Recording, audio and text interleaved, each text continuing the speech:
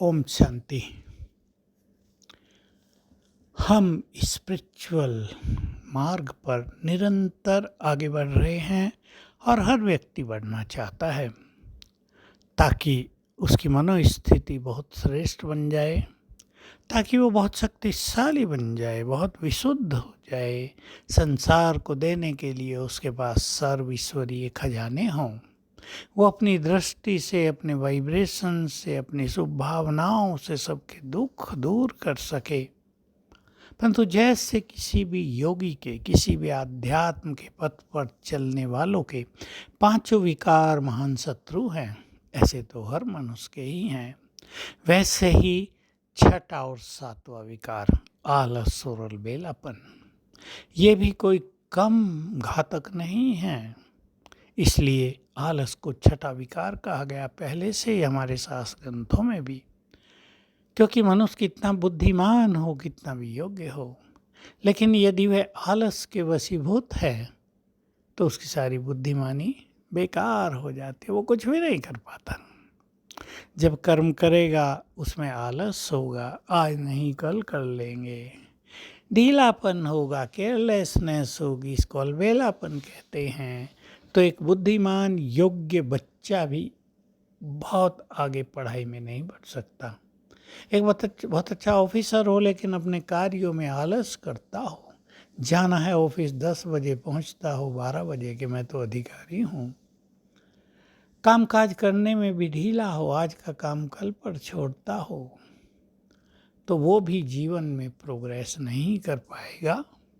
आलस और अलबेलेपन मनुष्य के अनेक सद्गुणों को ढक देते हैं।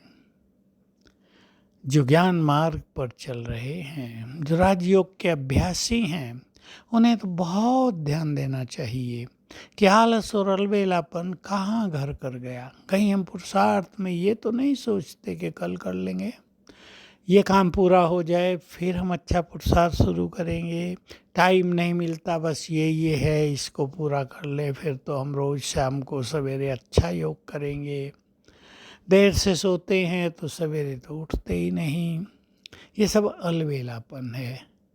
अगर प्रभु मिलन के सुख को हम महत्व देते हों, अगर हमें इस चीज़ के महत्व का पता हो कि हमें सफलता के लिए, हमें आगे बढ़ने के लिए, हमें धन कमाने के लिए अच्छी मेहनत करनी है, उसके लिए मनोबल की आवश्यकता है, ईश्वरीय शक्तियों की भी आवश्यकता है, और हमारा भाग्य भी हमें साथ दे, तो उसे आलस और अलबेलेपन को त्याग ही देना चाहिए। भाग्य के निर्माता भी हम स्वयं हैं। रोज हमें ईश्वरीय महावाक्य सुनने जाना है, रोज ब्रह्म मुहूर्त में अमृत वेले के समय परमात्म सुख प्राप्त करने हैं, उनसे वरदान लेने हैं, अपने स्वरूप को बहुत महान बनाना है। सवेरे सवेरे उनका स्वरूप भोलेनाथ का होता है, हम जानते हैं सभी।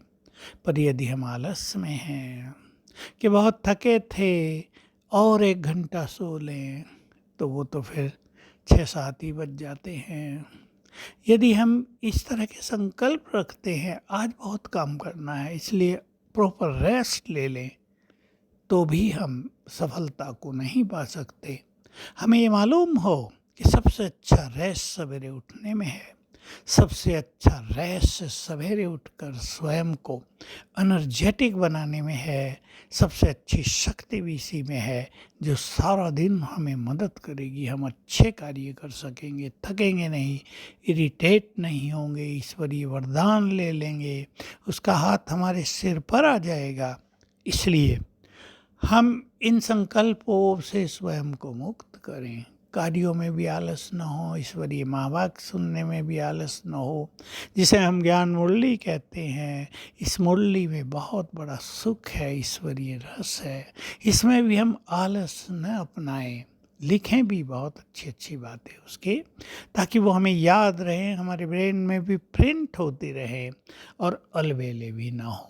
दृढ़ संकल्पधारी बने, ये कार्य, ये पुरुषार्थ हमें करना ही है, कोई शक्ति हमें इससे रोक नहीं सकेगी।